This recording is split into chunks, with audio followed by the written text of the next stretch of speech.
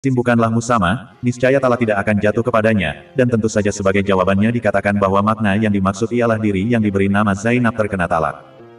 Ar-Razi mengatakan bahwa tasmiyah artinya menjadikan isim ditentukan untuk diri orang yang bersangkutan, maka diri orang tersebut bukanlah isimnya. Takwil kalimat Allah. Allah adalah alam, nama, yang ditujukan kepada Tuhan yang Maha Agung lagi Maha Tinggi.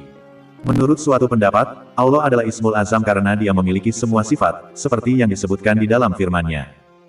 Dialah Allah yang tiada Tuhan, yang berhak disembah selain Dia yang mengetahui yang gaib dan yang nyata, Dialah yang Maha Pemurah lagi Maha Penyayang. Dialah Allah yang tiada Tuhan, yang berhak disembah selain Dia, Raja, yang Maha Suci, yang Maha Sejahtera, yang mengaruniakan keamanan, yang Maha Memelihara, yang Maha Perkasa, yang Maha Kuasa, yang Maha memiliki segala keagungan, Maha Suci Allah dari apa yang mereka persekutukan. Dialah Allah yang menciptakan, yang mengadakan, yang membentuk rupa, yang mempunyai nama-nama yang paling baik. Bertasbihlah kepadanya apa yang ada di langit dan di bumi. Dan dialah yang Maha Perkasa lagi Maha Bijaksana. Al-Hasir, 59:22 59:23 59:24. Semua asma lainnya dianggap sebagai sifatnya, seperti yang disebutkan di dalam firman-Nya. Allah mempunyai Asmaul Husna, maka bermohonlah kepadanya dengan menyebut Asmaul Husna itu. Al-A'raf, 7:180. Allah berfirman, katakanlah, serulah Allah atau serulah Ar-Rahman. Dengan nama yang mana saja kalian seru, Dia mempunyai Asmaul Husna. Al-Isra, 17:110. Di dalam kitab Sahihain disebutkan dari Abu Hurairah bahwa Rasulullah pernah bersabda, sesungguhnya Allah memiliki 99 nama, yaitu 100 kurang 1, barang siapa menghitungnya, menghafalnya, niscaya masuk surga. Hal seperti itu disebutkan pula di dalam riwayat Imam Turmuzi dan Ibnu Majah, hanya di antara kedua riwayat terdapat perbedaan mengenai tambahan dan pengurangan lafaz. Ar-Razi di dalam kitab tafsirnya menyebutkan dari sebagian mereka bahwa Allah mempunyai 5.000 isim, nama, 1.000 nama terdapat di dalam Al-Quran dan Sunnah yang sahih, 1.000 terdapat di dalam kitab Taurat, 1.000 di dalam kitab Injil, 1.000 di dalam kitab Zabur, dan yang 1.000 lagi di dalam Lauh Mahfuz. Allah adalah isim yang tidak dimiliki oleh selain Allah sendiri yang Maha Agung lagi Maha Tinggi. Karena itu, maka dalam bahasa Arab tidak terdapat istikak, bentuk asal dari fiilnya. Segolongan kalangan ahli nahwu ada yang berpendapat bahwa lafaz Allah merupakan isim jamid yang tidak mempunyai istikak. Pendapat ini dinukil oleh Al-Qurtubi dari sejumlah ulama, antara lain Imam Syafi'i, Al-Hatabi, Imamul Haramain, Imam Ghazali, dan lain-lainnya. Diriwayatkan dari Imam Halil dan Imam Sibawayh bahwa huruf alif dan lem yang ada padanya merupakan lazimah. Imam Hatabi mengatakan, tidakkah kamu melihat bahwa kamu katakan, Ya Allah, tetapi kamu tidak dapat mengatakan, Ya Ar-Rahman. Seandainya huruf alif dan lem ini bukan berasal dari lafaz itu sendiri, niscaya tidak boleh memasukkan huruf nida pada alif dan lem. Menurut pendapat yang lain, lafaz Allah mempunyai akar kata sendiri, dan mereka berpendapat demikian berpegang kepada ucapan seorang penyair, Rubah Ibnul Ajai, yaitu, hanya milik Allah lah semua kebaikan yang dilahirkan oleh budak-budak perempuan penyanyi yang bersuara merdu itu. Mereka bertasbih dan beristirja karena menganggapkan sebagai dewa penolong. Penyair menjelaskan bentuk masdarnya yaitu ta'aluh, berasal dari fi'il alihayalahu ilahah dan ta'aluhan. Sebagaimana pula yang telah diriwayatkan dari Ibnu Abbas, bahwa dia membaca firman-Nya dalam surat Al-A'raf 7:127, dengan bacaan seperti berikut. Dan meninggalkanmu serta tidak menganggapmu sebagai Tuhan lagi. Dikatakan demikian karena Fir'aun disembah, sedangkan dia sendiri tidak menyembah. Hal yang sama dikatakan pula oleh Mujahid dan yang lainnya. Sebagian ulama mengatakan bahwa lafaz Allah mempunyai istikak, berdalilkan firman-Nya. Dan dialah Allah, yang disembah baik di langit maupun di bumi. Al-An'am, 6:3. Sebagaimana pula yang terdapat di dalam firman-Nya yang lain, yaitu, dan dialah Tuhan, yang disembah di langit dan Tuhan, yang disembah di bumi. Az-Zukhruf, 43:84. Imam Sibawayh menukil dari Imam Halil bahwa asal lafaz Allah adalah ilahun berwazan fi'alun, kemudian dimasukkan alif dan lem sebagai ganti hamzah hingga jadilah Allah. Imam Sibawayh mengatakan, perihalnya semisal dengan lafaz nasun, bentuk asalnya adalah unasun. Menurut pendapat yang lain, asal lafaz Allah ialah lahun, kemudian masuklah alif dan lem untuk mengagungkan, hingga jadilah Allah. Pendapat inilah yang dipilih oleh Imam Sibawayh. Menurut Al-Qurtubi, Fatuh Zuni memakai huruf H artinya menggodaku dengan seenaknya. Al-Kisai dan Al-Fara mengatakan bahwa bentuk asalnya adalah ilahun. Kemudian mereka membuang hamzah dan memasukkan alif lem, lalu mereka mengidgham memasukkan lem pertama kepada lem kedua hingga jadilah Allah, seperti yang terdapat di dalam bacaan Al-Hasan terhadap firman-Nya, Lakinahu walahu Rabbi, bentuk asalnya ialah lakin ana, yakni tetapi aku. Al-Qurtubi mengatakan, selanjutnya dikatakan bahwa lafaz Allah berasal dari walaha yang artinya bingung, karena al-wala artinya hilangnya akal. Dikatakan rajulun walihun dan imra'atun walha atau mauluha artinya bila mana dia dikirim ke padang pasir. Allah membingungkan mereka dalam memikirkan hakikat sifatnya. Berdasarkan pengertian ini berarti bentuk asalnya adalah wilahun, kemudian huruf wawu diganti dengan hamzah, sebagaimana dikatakan oleh mereka wisyahun menjadi isyahun, dan wisadah menjadi isadah.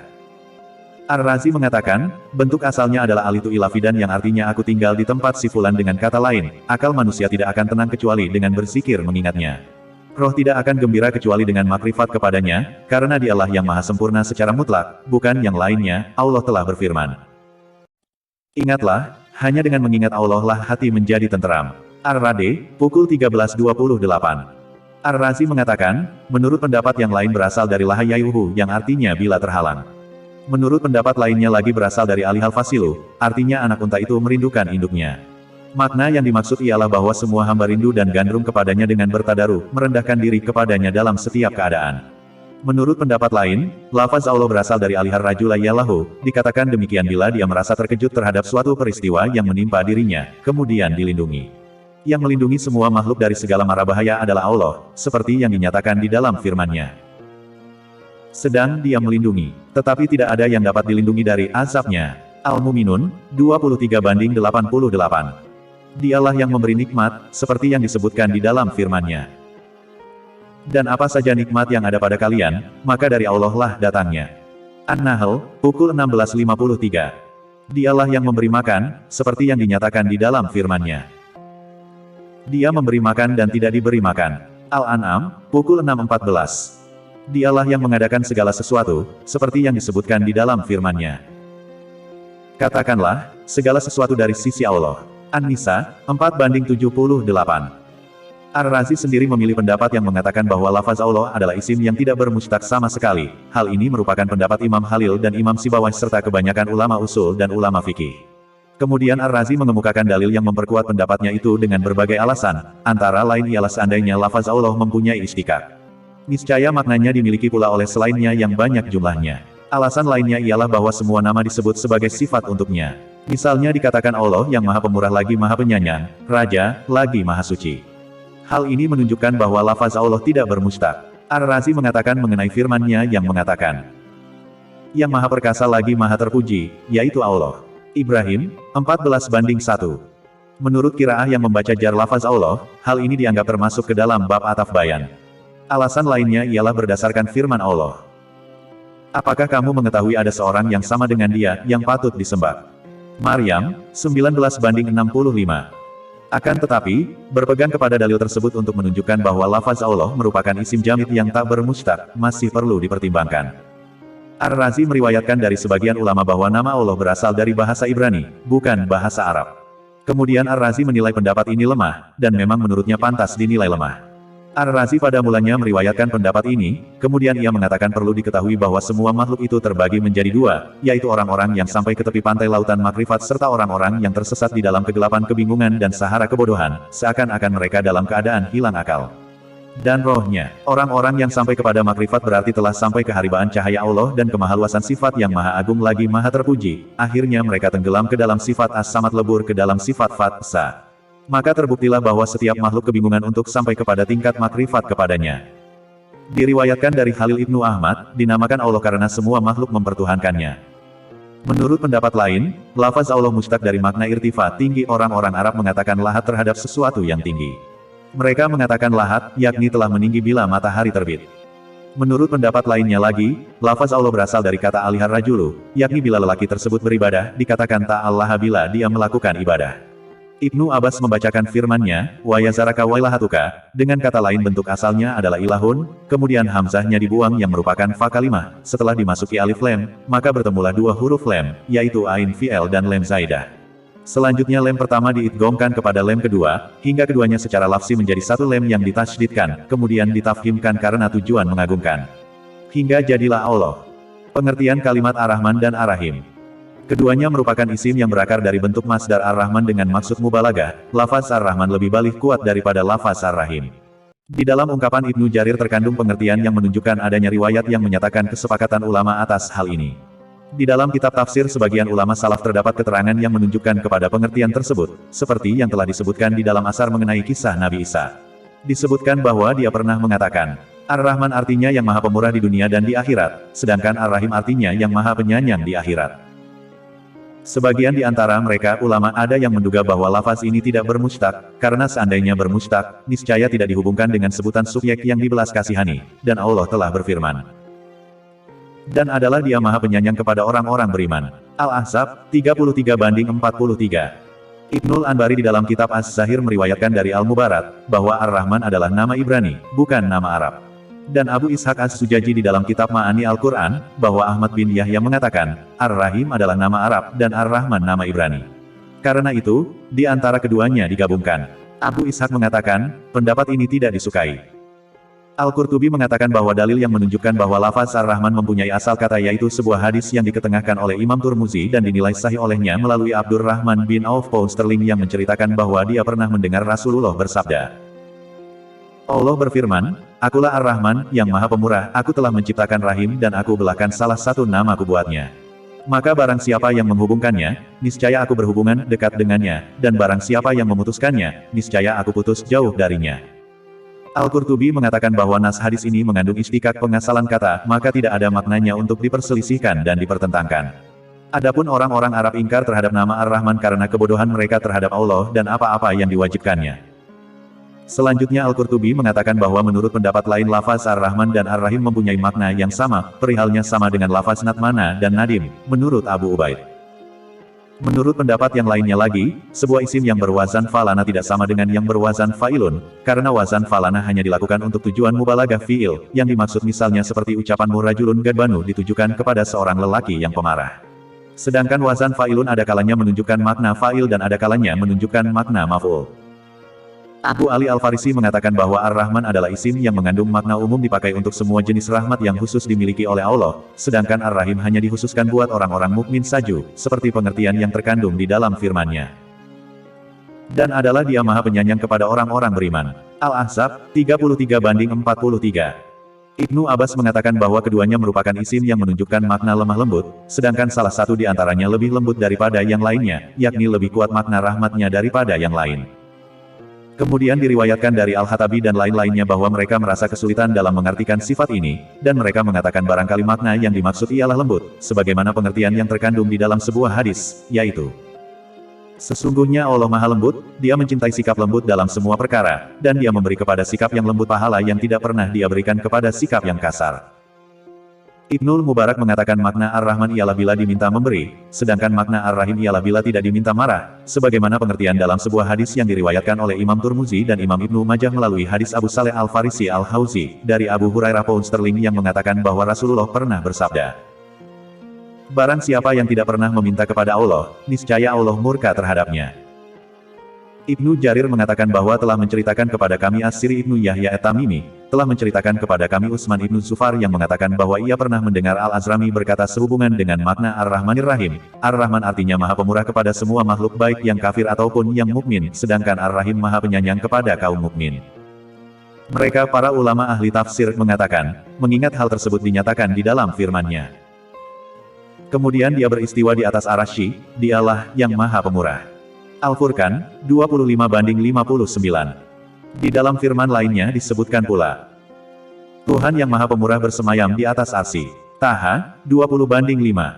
Allah menyebut nama Ar-Rahman untuk dirinya dalam peristiwa ini agar semua makhluk memperoleh kemurahan rahmat-Nya. Dalam ayat lain Allah telah berfirman, dan adalah dia maha penyayang kepada orang-orang beriman. Al-Ahzab, 33-43. Maka dia menghususkan nama Ar-Rahim untuk mereka. Mereka mengatakan, hal ini menunjukkan bahwa lafaz Ar-Rahman mempunyai pengertian mubalagah dalam kasih sayang, mengingat kasih sayang bersifat umum, baik di dunia maupun di akhirat bagi semua makhluknya. Sedangkan lafaz Ar-Rahim dikhususkan bagi hambanya yang beriman. Akan tetapi, memang di dalam sebuah doa yang masyhur disebut yang maha pemurah di dunia dan di akhirat, yang maha penyayang di dunia dan di akhirat. Nama Ar-Rahman hanya khusus bagi Allah semata, tiada selainnya yang berhak menyandang nama ini, sebagaimana dinyatakan di dalam firman-Nya. Katakanlah, serulah Allah atau serulah Ar-Rahman. Dengan nama yang mana saja kamu seru, dia mempunyai Asmaul Husna, nama-nama yang terbaik. Al-Isra, 17-110. Dalam ayat lainnya lagi Allah telah berfirman, Dan tanyakanlah kepada rasul-rasul kami yang telah kami utus sebelum kamu, adakah kami menentukan Tuhan-Tuhan untuk disembah selain Allah yang Maha Pemurah? Az-Zukhruf, 43-45. Ketika Musailama Al-Kadzab, si pendusta, melancarkan provokasinya, dia menamakan dirinya dengan julukan Rahmanul Yamamah.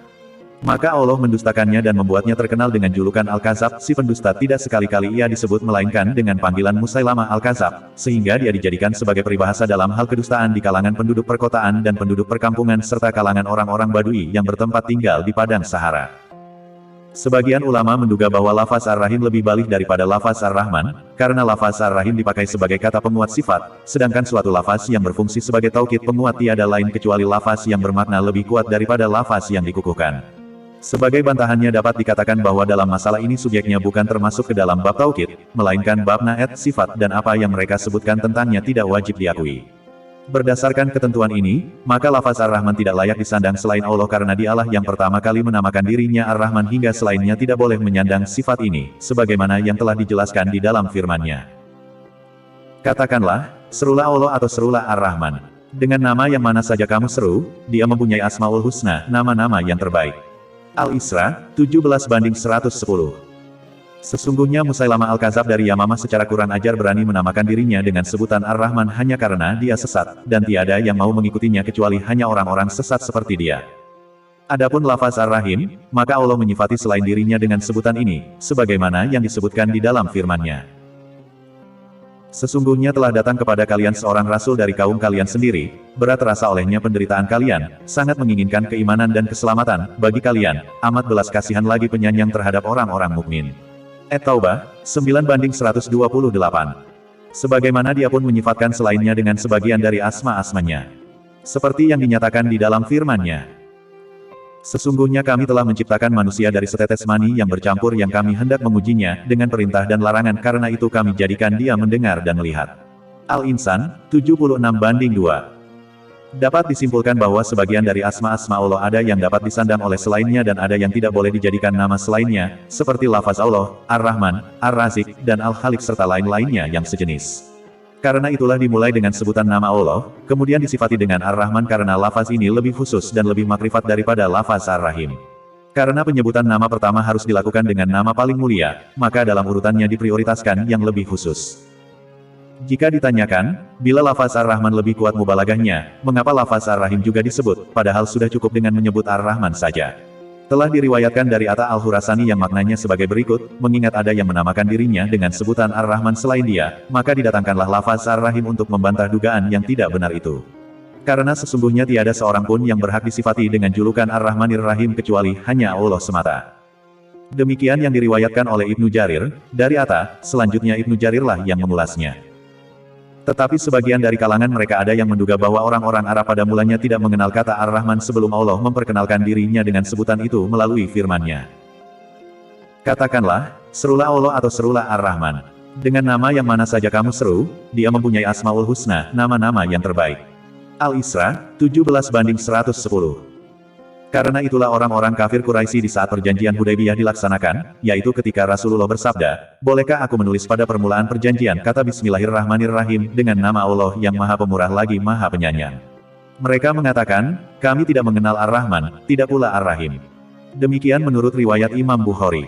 Sedangkan menurut riwayat lain, jawaban mereka adalah, kami tidak mengenal Ar-Rahman kecuali Rahman dari Yamamah, maksudnya Musailama Al-Kadzab. Allah telah berfirman, dan apabila dikatakan kepada mereka, sujudlah kalian kepada yang Maha Rahman Pemurah, mereka menjawab, siapakah yang Maha Penyayang ini? Apakah kami akan sujud kepada Tuhan yang kamu perintahkan kami, bersujud kepadanya? Dan perintah sujud itu, menambah mereka jauh dari iman.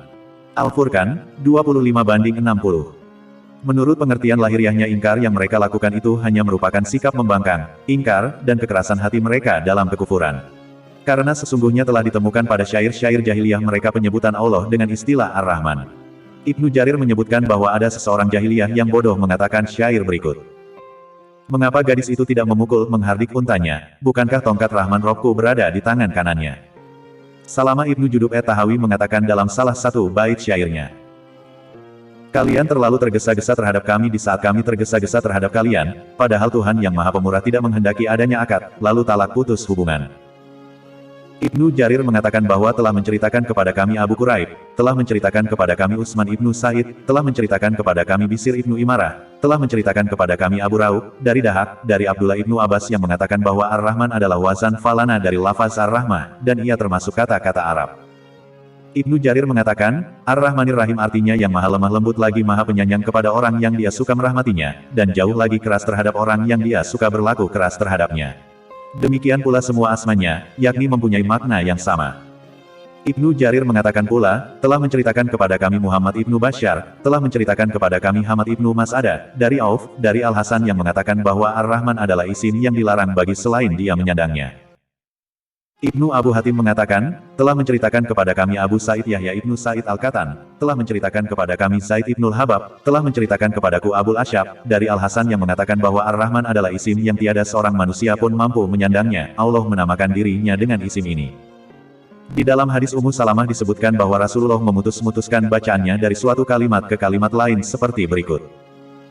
Dengan nama Allah yang maha pemurah lagi maha penyayang. Segala puji bagi Allah, Tuhan semesta alam.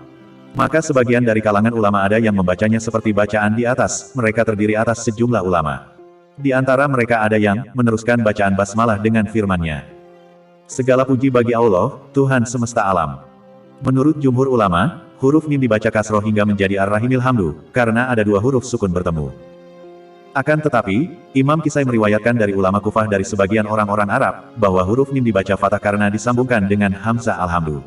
Mereka mengucapkannya ar-rahim alhamdulillahi, memindahkan harakat fathah hamzah alhamdu kepada huruf mim ar-rahim setelah disukunkan, sebagaimana dibaca demikian firman Allah. Alif Lam Mim. Allah, tiada Tuhan selain Dia. Ali Imran, 3:1-3:2. Ibnu Atiyah mengatakan bahwa sepengetahuannya qiraah ini belum pernah ia dengar dari seorang pun.